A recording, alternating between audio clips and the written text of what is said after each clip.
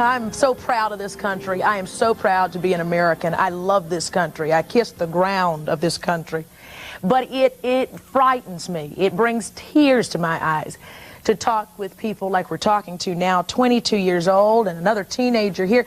Bob, how old are you? 17. 17. And Bob is in disguise, by the way, not because he's embarrassed or ashamed of being a racist, but because he's a minor, and on television we have to cover his image. These two young men say they are darn proud of being racist as young as they are. They say that blacks and Jews and anybody of color who is not white needs to get out of their way, because they say America ought to be a white homeland. How in the world did you guys get involved in an organization that would make you so proudly display swastikas that mean death and destruction to so many people in the world? It was not a choice. It was something that we had to do. This country's turning into a sewer. I don't like this country for what it is today. I can't say that I'm going to have a job as good as my parents and my grandparents had, and any other white person is pretty much in the same boat. Why? Because the country's being overrun by immigrants. We've got the mud flood coming across the border from Mexico. And what's the mud flood? Mexicans? Is that what you call Mexican immigration, mud floods? Yep. Okay. The mud flood is coming across our borders, taking our jobs. Have you ever met a Mexican person? Sure. I live in a ghetto. We have to deal with them every day. Every day, all night long. Get harassed, attacked, everywhere we go. Bob, let me ask you, at 17 years old, what was the day that you decided, you know, I could join a whole bunch of other groups at 17 years old, but you know, for me, I'm going to join a group that doesn't like anybody but white folks. What made you decide, Bob? What was it in your life that made you sign up? When I was 14, I was going to middle school, and I started noticing all the Jews around me, the blacks around me, how they get the special privileges, and I just got sick and tired of it. I couldn't take it anymore. I had to do something for our race before it dies out. It's going to die out soon. That brings up a very good question, the affirmative action thing. They say that affirmative action was made for the minorities to get special privileges, special jobs, and all this kind of stuff. All right, well, you look around in New York City. The white people are the vast minority here, as in our area of where we live in St. Paul. And why is there still affirmative action? It's a big joke. It's to spit on the white race. That's so why don't you do something constructive, like learning to vote and being part of a government movement to bring up another voice as opposed to hating people? We're part of a government movement. We're for a new government, National Socialist government. Not my government. Not my government. Let me tell you, earlier in the show, we met Johnny Lee Clary, who's a former Imperial Wizard of the Ku Klux Klan. He says he's changed his ways, he's no longer a racist, and he believes he can take the two of you and turn your lives around, get rid of this racist attitude. Do you believe that he can do that? Hell no. No way. Wait a minute, who's this man down here in the hood saying, heck no? You don't like him either. He said he was a traitor to the white race. Is that what you think too? Come on, stand up. What's your name? William Nathan McKinney. Mm-hmm. What's your name? William Nathan McKinney. Okay, and you represent what group? Rebels Knights of the Ku Klux Klan. The Ku Klux Klan. Yes, ma'am. And sir, you don't believe that Jimmy could change somebody like you? Hell no. Mm-hmm. Are you? I guess you're proud to see young people like this. Yes, ma'am, I sure am. Why? Because I was born in the white race, I'll die in the white race, and that's the way it is. And I love you because you're just a good person, maybe, and it doesn't have anything to do with you being white. So why can't you give that back to me? Because, I tell you, everybody should stick with their own kind.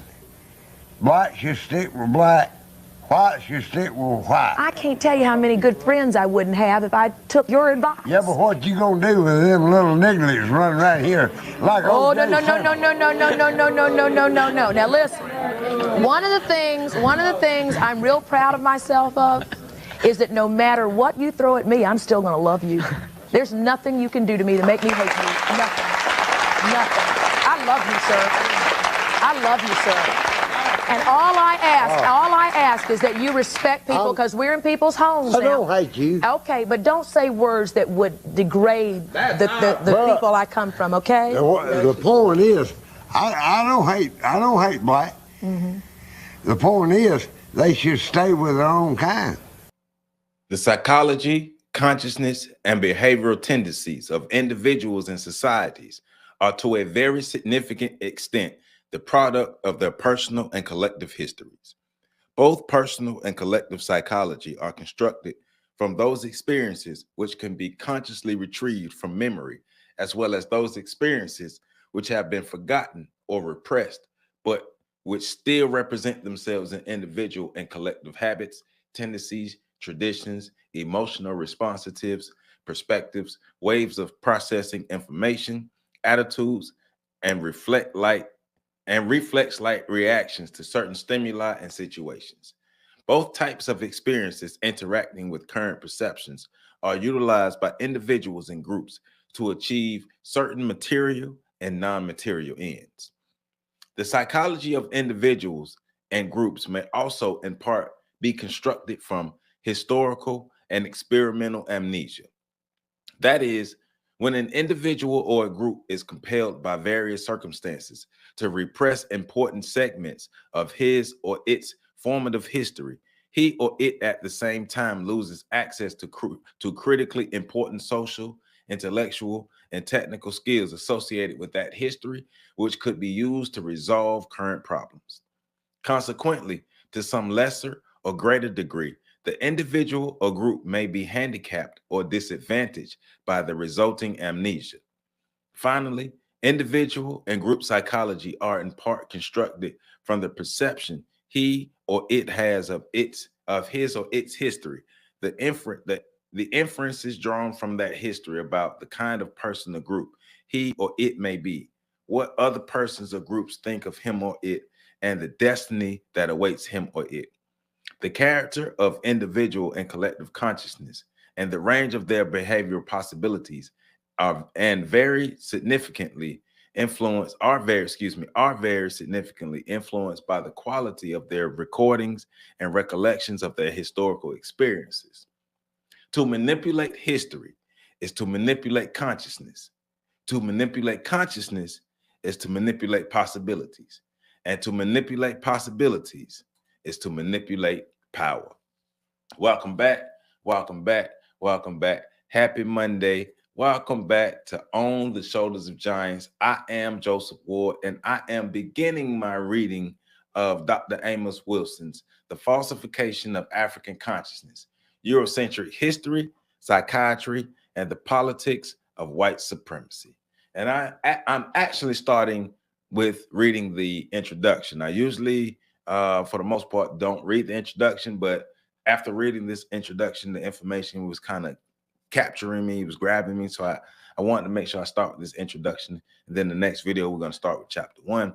But getting into the introduction of what Dr. Wilson is talking about and tying it to the video, because we're talking about like I said, the psychology, the consciousness, and behavioral tendencies of individuals and societies are to a very extent the products of their personal and collective histories. Now, what does that mean for us here in today in 2024 in America in 2024? We are where we are as Black people in America.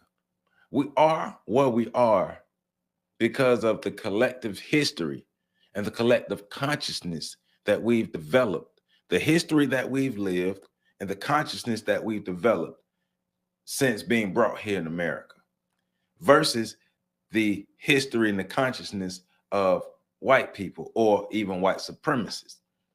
Why are we in the position that we're in versus why are the white supremacists in the position that they're in, right? Because if we're talking about consciousness, what is the state of consciousness of Black people in America versus the state of consciousness to white people in America? And now in 2024, we can't even just say just white people. What's the state of consciousness of the Asian group? What's the state of consciousness of the Hispanics? What is the state of consciousness of all non-Black groups of people? Because these people are our competition, whether we want them to be or not. They are our competition. So what is the state of consciousness of us in relation to our competition? Yes, America is supposed to be a melting pot, but it's not. You see in the video, those gentlemen representing the KKK, those gentlemen representing these neo-racist groups who are continuing the legacy of racism and white supremacy. In order for white supremacy to continue, people have to be willing to uphold the principles and the ideologies of white supremacy, right?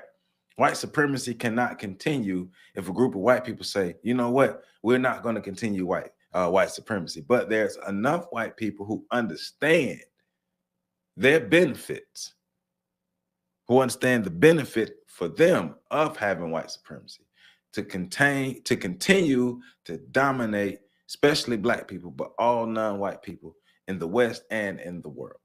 So you saw the men in the video, basically, especially the older black man, talking about staying with your own kind. I thought it was interesting and fruitless the way Rolando was trying to appeal to his moral sensibilities, right? Appeal to his morals. Hey, I love you no matter how racist you are. And in my mind, I'm like, that's idiotic. That's very idiotic to try to love the racism out of somebody. That's not going to happen. They had the guy backstage, Jimmy Lee, I guess that was his name, the guy backstage, and that's supposed to be her example of how to come out of the racist space, her not really understanding that white supremacy, racism still exists today because there's a necessity for white people to have it. They don't want to give up their position. They will not give up their position. Like we talked about in the last week's video with Dr. Francis Cress Wilson, over their dead bodies. It's an over their dead bodies mentality that we're dealing with white supremacists, right? And so Dr. Wilson, toward the end of this, he says, I passed it. Where am I? Okay.